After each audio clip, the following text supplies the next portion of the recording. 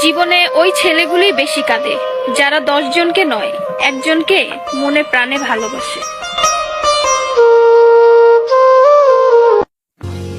আরে বোন, তোমরা বলো ছেলেরা স্বার্থপর।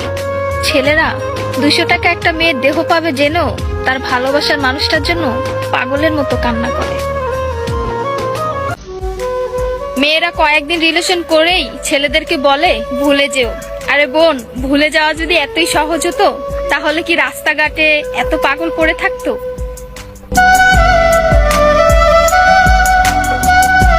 ছেলেরা যদি দেহের প্রেমে পড়তো তাহলে পতিতালয়েই তাদের শ্রেষ্ঠ প্রেমিকা থাকতো।